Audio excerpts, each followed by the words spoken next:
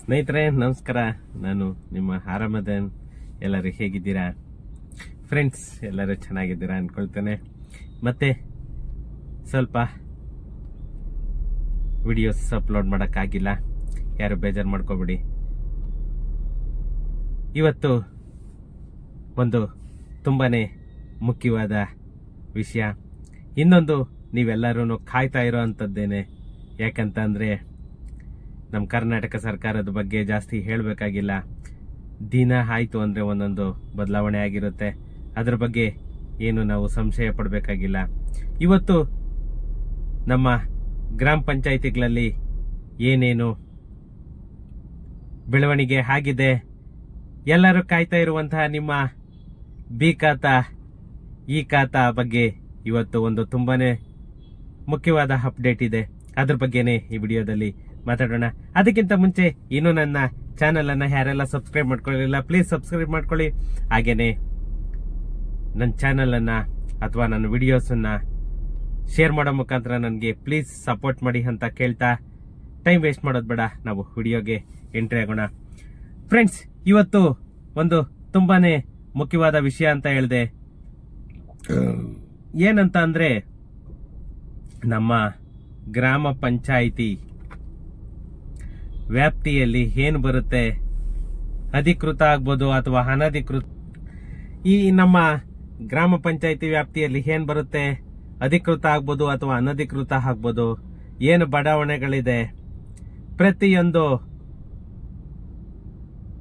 ಬಡಾವಣೆಗಳಲ್ಲಿ ಬರೋ ಪ್ರಾಪರ್ಟಿ ಆಗ್ಬೋದು ಅಥವಾ ಗ್ರಾಮ ಪಂಚಾಯಿತಿ ವ್ಯಾಪ್ತಿಗೆ ಬರುವ ಯಾವುದೇ ಅನಧಿಕೃತ ಪ್ರಾಪರ್ಟಿ ಆಗ್ಬೋದು, ಪ್ರತಿಯೊಂದಕ್ಕೂ ಕೂಡ ಈ ಖಾತಾ ಕೊಡ್ಲೇಬೇಕು. ಪ್ರತಿಯೊಂದು ಪ್ರಾಪರ್ಟಿದು ಟ್ಯಾಕ್ಸ್ ಅನ್ನ ನಾವು ಕಲೆಕ್ಟ್ ಮಾಡ್ಕೋಬೇಕು ಅಂತ ಹೇಳ್ಬಿಟ್ಟು ನಮ್ಮ ಕರ್ನಾಟಕ ಸರ್ಕಾರ ಯಾವ್ಯಾವ್ದು ಪಂಚಾಯಿತಿ ವ್ಯಾಪ್ತಿಗೆ ಬರುತ್ತೆ ಆ ಪ್ರತಿಯೊಂದು ಪಂಚಾಯಿತಿನೂ ಎಲ್ಲ ಪಂಚಾಯಿತಿ ಲಿಮಿಟ್ ಅಲ್ಲೂ ಕೂಡ ಅಭಿಯಾನನ್ನ ಶುರು ಮಾಡಬೇಕು ಅಂತ ಹೇಳ್ಬಿಟ್ಟು ಬಜೆಟ್ ಅನ್ನ ತೆಗೆದು ಹಾಕಿದೆ. ಇಷ್ಟು ದಿನ ಕಾಯ್ತಾ ಇದ್ರಿ ಸರ್, ಯಾವಾಗ 6 ತಿಂಗಳಾದ್ರೂ ಆಗುತ್ತಾ, ವರ್ಷ ಆದ್ರೂ ಆಗುತ್ತಾ ಅಂತ. ಮ್ಯಾಕ್ಸಿಮಮ್ 1 ಮಂತ್ ಒಳಗಡೆ ಪ್ರತಿಯೊಂದು ಪಂಚಾಯಿತಿಯಲ್ಲೂ ಕೂಡ ಅಭಿಯಾನನ್ನ ಶುರು ಮಾಡ್ತಾ ಇದ್ದಾರೆ.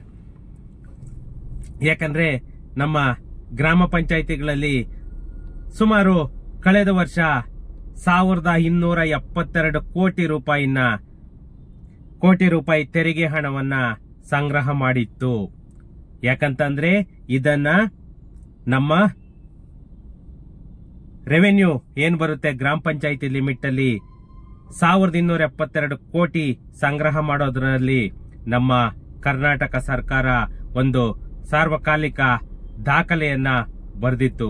ಯಾಕಂತಂದ್ರೆ ಒಂದು ತೆರಿಗೆ ಸಂಗ್ರಹ ಆಗ್ಬೋದು ಅಥವಾ ಆದಾಯ ಆಗ್ಬೋದು, ಇನ್ನಷ್ಟು ಹೆಚ್ಚಿಸಬೇಕು ಅನ್ನೋದು ಇದರಿಂದ ನಮ್ಮ ಗ್ರಾಮೀಣಾಭಿವೃದ್ಧಿ ಇಲಾಖೆ ಇವಾಗ ಮತ್ತೊಂದು ಹೆಜ್ಜೆಯನ್ನ ಇಟ್ಟಿದೆ. ಏನಂತಂದ್ರೆ, ಪ್ರತಿಯೊಂದು ಗ್ರಾಮ ಪಂಚಾಯತ್ ವ್ಯಾಪ್ತಿಯಲ್ಲಿ ಬರುವಂತಹ ಆಸ್ತಿಗಳಿಗೆ ಅಗತ್ಯ ಪ್ರಮಾಣ ಪತ್ರವನ್ನ ಒದಗಿಸುವ ಮೂಲಕ ಅವುಗಳನ್ನ ಆದಾಯದ ಮೂಲವನ್ನಾಗಿ ಪರಿವರ್ತಿಸಲು ನಮ್ಮ ಗ್ರಾಮೀಣಾಭಿವೃದ್ಧಿ ಇಲಾಖೆ ನಿರ್ಧರಿಸಿದ್ದು. ಅದಕ್ಕಾಗಿಯೇನೆ ಈ ನಮ್ಮ ಕರ್ನಾಟಕ ಸರ್ಕಾರ ಈ ಸ್ವತ್ತು ಅನ್ನೋ ಒಂದು ಕಾನ್ಸೆಪ್ಟ್ ಅನ್ನ ತಂದು ಇವಾಗ ಈ ಸ್ವತ್ತು ಅಭಿಯಾನನ್ನ ಕೂಡ ಮಾಡ್ತಾ ಇದ್ದಾರೆ. ಯಾಕಂತಂದ್ರೆ ಅದು ಮ್ಯಾಕ್ಸಿಮಮ್ 1 ತಿಂಗಳಲ್ಲಿ ಇನ್ನ ಶುರು ಆಗ್ಬೇಕು ಅಂತ ಹೇಳ್ಬಿಟ್ಟು ಅದಕ್ಕೆ ತಕ್ಕಂತಹ ಪ್ರತಿಯೊಂದು ತಯಾರಿಯನ್ನು ಕೂಡ ಪ್ರತಿಯೊಂದು ಪಂಚಾಯಿತಿಯಲ್ಲೂ ಕೂಡ ಅದನ್ನ ಮಾಡ್ಕೊಳ್ತಾ ಇದ್ದಾರೆ. ಅದಕ್ಕೆ ಏನು ಖರ್ಚು ವೆಚ್ಚ ಆಗುತ್ತೆ ಅದೆಲ್ಲವನ್ನು ಕೂಡ ಆಲ್ರೆಡಿ ಬಜೆಟ್ ಅಲ್ಲಿ ತೆಗೆದಿದ್ದಾರೆ.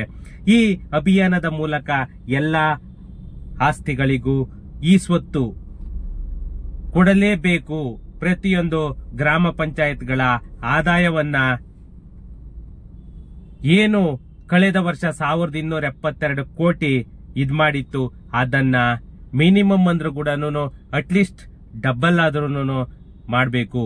ಯಾಕಂತಂದ್ರೆ ಅದಕ್ಕಿಂತ ದುಪ್ಪಟ್ಟು ಮಾಡಲೇಬೇಕು ನಾವು ಅಂತ ಒಂದು ಪಣ ತೊಟ್ಟಿದೆ. ಒಟ್ಟಾರೆಯಾಗಿ ನಮ್ಮ ಗ್ರಾಮ ಪಂಚಾಯಿತಿಯಿಂದ ಮಿನಿಮಮ್ 5,500 ಕೋಟಿ ರೂಪಾಯಿ ಆದಾಯವನ್ನ ನಾವು ಗಳಿಸಬೇಕು ಅನ್ನೋ ಒಂದು ಗುರಿಯನ್ನ ನಮ್ಮ ಕರ್ನಾಟಕ ಸರ್ಕಾರ ಪಂಚಾಯತ್ ಲಿಮಿಟ್ಸ್ ಇಂದ ಇಷ್ಟು ಆದಾಯ ಬರಲೇಬೇಕು ಅನ್ನೋ ಒಂದು ಗುರಿಯನ್ನ ನಮ್ಮ ಕರ್ನಾಟಕ ಸರ್ಕಾರ ಇಟ್ಕೊಂಡಿದೆ. ಯಾಕಂತಂದ್ರೆ ಈ ನಮ್ಮ ಗ್ರಾಮ ಪಂಚಾಯಿತಿಗಳಲ್ಲಿ ಅಗತ್ಯ ದಾಖಲೆಗಳನ್ನ ಯಾವುದು ಹೊಂದಿದೆ ಅಂತಹ ಆಸ್ತಿಗಳಿಗೆ ಪ್ರಮಾಣ ಪತ್ರವನ್ನ ವಿತರಿಸಲು ಈ ನಮ್ಮ ಈ ಸ್ವತ್ತು ಅಭಿಯಾನವನ್ನ ಹಮ್ಮಿಕೊಳ್ಳುವ ಬಗ್ಗೆ 2025-26ನೇ ಸಾಲಿನ ಬಜೆಟ್ನಲ್ಲಿ ಆಲ್ರೆಡಿ ಘೋಷಿಸಲಾಗಿತ್ತು. ಅದರಂತೆ ನಮ್ಮ ಕರ್ನಾಟಕ ರಾಜ್ಯದ ಎಲ್ಲಾ 5,900ಕ್ಕೂ ಅಧಿಕ ಗ್ರಾಮ ಪಂಚಾಯಿತಿಗಳಲ್ಲಿ ಈ ಅಭಿಯಾನವನ್ನ ನಡೆಸಲು ನಮ್ಮ ಗ್ರಾಮೀಣಾಭಿವೃದ್ಧಿ ಇಲಾಖೆ ನಿರ್ಧರಿಸಿದೆ. ಯಾಕಂದ್ರೆ ಈ ಅಭಿಯಾನಕ್ಕೆ ಸಂಬಂಧಿಸಿದಂತೆ ಮಾರ್ಗಸೂಚಿಗಳನ್ನ ಶೀಘ್ರದಲ್ಲಿಯೇ ಪ್ರಕಟ ಮಾಡಲಿದ್ದಾರೆ. ಇನ್ನ 1 ತಿಂಗಳಲ್ಲಿ ಮ್ಯಾಕ್ಸಿಮಮ್ 1 ತಿಂಗಳಲ್ಲಿ ಅಭಿಯಾನವನ್ನ ಆರಂಭಿಸಲಿದ್ದಾರೆ. ಪ್ರತಿಯೊಂದು ಗ್ರಾಮ ಪಂಚಾಯಿತಿ ಅಭಿಯಾನಕ್ಕೆ ತಗಲುವ ವೆಚ್ಚವನ್ನು ಆಯಾ ಗ್ರಾಮ ಪಂಚಾಯಿತಿಗಳೇ ಭರಿಸಲಿದ್ದು, ಇದಕ್ಕೆ ಯೋಜನೆ ಇಲಾಖೆ ಹಾಗೂ ಹಣಕಾಸು ಇಲಾಖೆ ಕೂಡ ಸಮ್ಮತಿಯನ್ನ ನೀಡಿದೆ. ಯಾಕಂದ್ರೆ ಇವತ್ತು ಜನಗಳು ಅದರಿಂದ ತತ್ತರಿಸಿ ಹೋಗ್ತಾ ಇದ್ದಾರೆ.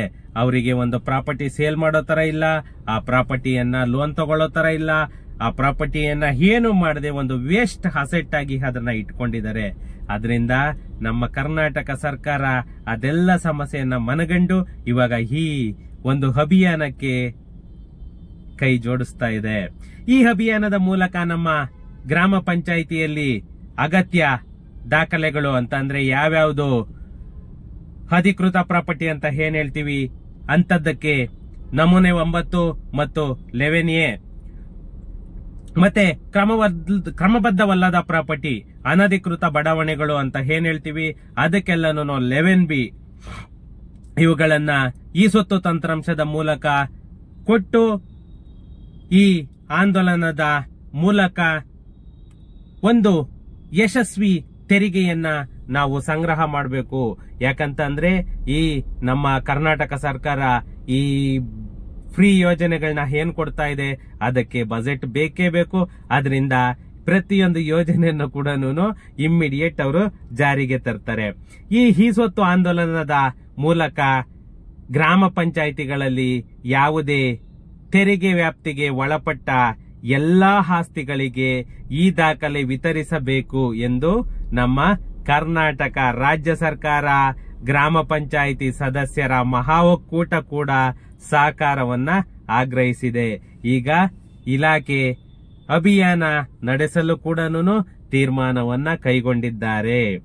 ಯಾಕಂದ್ರೆ ಈ ಸ್ವತ್ತು ಅಭಿಯಾನ ಪ್ರಮುಖವಾಗಿ ಸುಸ್ಥಿರ ಅಭಿವೃದ್ಧಿ ಗುರಿಯನ್ನ ಸಾಧಿಸಲು ಪೂರಕವಾಗಿದೆ. ಯಾಕಂತ ಅಂದ್ರೆ ಒಂದು ಈ ಸ್ವತ್ತು ಬಂತು ಅಂತ ಅಂದ್ರೆ ಅಲ್ಲಿಗೆ ನಮ್ಮ ಯಾವುದೇ ಪ್ರಾಪರ್ಟಿದಾಗ್ಬೋದು ಕೂಡ ಒಂದು 100% ಒಂದು ದಾಖಲೆ, ಇಂಪಾರ್ಟೆಂಟ್ ದಾಖಲೆ ನಮ್ಗೆ ಬಂದಂಗಾಗುತ್ತೆ. ಯಾಕಂದ್ರೆ ಈ ಸುಸ್ಥಿರ ನಗರ, ಬಡತನ ನಿರ್ಮೂಲನೆ, ಗೌರವಯುತ ದುಡಿಮೆ ಹಾಗೂ ಆರ್ಥಿಕ ಬೆಳವಣಿಗೆ, ಶಾಂತಿ ಮತ್ತು ಸಮೃದ್ಧಿ ಮತ್ತಿತರ ಸುಸ್ಥಿರ ಅಭಿವೃದ್ಧಿ ಗುರಿಯನ್ನ ಸಾಧಿಸಲು ನಮ್ಮ ಈ ಅಭಿಯಾನವು ಪರೋಕ್ಷವಾಗಿ ಕೊಡುಗೆ ನೀಡುತ್ತದೆ. ಯಾಕಂತಂದ್ರೆ ಇಲ್ಲಿ ಏನು ಟ್ಯಾಕ್ಸ್ ಅನ್ನೋದು ಬರುತ್ತೆ, ಆ ಟ್ಯಾಕ್ಸ್ ಇಂದ ಇವರು ನೆಕ್ಸ್ಟ್ ಏನೇನು ಜನಗಳಿಗೆ ಫೆಸಿಲಿಟೀಸ್ ಅನ್ನ ಕೊಡಬಹುದು, ಅದಕ್ಕೆ ಬೇರೆ ತಯಾರಿಯನ್ನ ಮಾಡ್ಕೊಳ್ಬಹುದು. ಆದ್ರಿಂದಲೇನೆ ಈ ಸುಸ್ಥಿರ ಅಭಿವೃದ್ಧಿ ಆಗ್ಬೇಕು ಅಂತಂದ್ರೆ ಈ ನಮ್ಮ ಪಂಚಾಯತ್ತಿಂದ ಸುಮಾರು ಏನ್ ಗುರಿಯನ್ನ ಇಟ್ಕೊಂಡಿದ್ದಾರೆ 5,500 ಕೋಟಿ ಅದು ಸಂಗ್ರಹ ಆಯ್ತು ಅಂತಂದ್ರೆ ಪ್ರತಿಯೊಂದಕ್ಕೂ ಪರೋಕ್ಷವಾಗಿ ಅದು ಕೊಡುಗೆ ನೀಡಿದಂತಾಗುತ್ತೆ. ಯಾಕಂತಂದ್ರೆ ಈ ಸ್ವತ್ತು ಯೋಜನೆ ನಮ್ಮ ಈ ಸ್ವತ್ತು ಯೋಜನೆ ಏನಿದೆ ಅದನ್ನ ನಮ್ಮ NIC ತಂತ್ರಾಂಶದ ಮೂಲಕ ಅನುಷ್ಠಾನಗೊಳಿಸಿದರೆ ಈ ಡಿಜಿಟಲ್ ಇಂಡಿಯಾ ಕಾರ್ಯಕ್ರಮ ಏನಿದೆ ಈ ಕಾರ್ಯಕ್ರಮಕ್ಕೆ ಪ್ರೋತ್ಸಾಹ ನೀಡಬೇಕು. ಯಾಕಂತ ಅಂದ್ರೆ ಈ ಡಿಜಿಟಲ್ ಕಾರ್ಯಕ್ರಮಕ್ಕೆ ನಾವೆಷ್ಟು ಪ್ರೋತ್ಸಾಹ ನೀಡ್ತೀವಿ ಅಷ್ಟು ಕೂಡ ಬೇಗ ಈ ಸ್ವತ್ತು ಅನ್ನೋದನ್ನ ಮುಗಿಸ್ಬೋದು. ಯಾಕಂತ ಅಂದ್ರೆ ನಮ್ಮ ಗ್ರಾಮ ಪಂಚಾಯಿತಿಗಳಲ್ಲಿ ಸುಮಾರು ಏನಿಲ್ಲ ಅಂತ ಅಂದ್ರೂ ಕೂಡ 1,45,00,000 ಪ್ರಾಪರ್ಟಿಗಳಿದೆಯಂತೆ. ಸುಮಾರು 1,45,00,000 ಪ್ರಾಪರ್ಟಿ. ಅದರಲ್ಲಿ ಸುಮಾರು 1 ಕೋಟಿ ಪ್ರಾಪರ್ಟಿ ತೆರಿಗೆಯಿಂದ ಹೊರಗಿದೆ. ಯಾವುದೇ ತೆರಿಗೆಯನ್ನ ಕಟ್ತಾ ಇಲ್ಲ. ಸುಮಾರು 1 ಕೋಟಿ ಪ್ರಾಪರ್ಟಿ 2013ರಿಂದ ಯಾವುದೇ ಗವರ್ನಮೆಂಟ್ ಇನ್ಕಮ್ ಬಂದಿಲ್ಲ. Zero income. Total panchayat limit ಅಲ್ಲಿ 1,45,00,000 ಪ್ರಾಪರ್ಟಿ ಅಂತಾನೆ ನಿಯರ್ ಬೈ 1.5 crore ಪ್ರಾಪರ್ಟೀಸ್. ಅದರಲ್ಲಿ ಸುಮಾರು 1 ಕೋಟಿ ಪ್ರಾಪರ್ಟಿಗೆ ಯಾವುದೇ ತೆರಿಗೆಯನ್ನ ಸಂಗ್ರಹ ಮಾಡ್ತಿಲ್ಲ.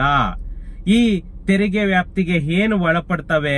ಅವು ಸುಮಾರು 1,45,00,000 ಪ್ರಾಪರ್ಟಿಗಳ ಪೈಕಿ ಸುಮಾರು 90 ಲಕ್ಷ ಆಸ್ತಿಗಳಿಗೆ ಈ ಸ್ವತ್ತು ವಿತರಿಸಬೇಕಾಗಿದೆ.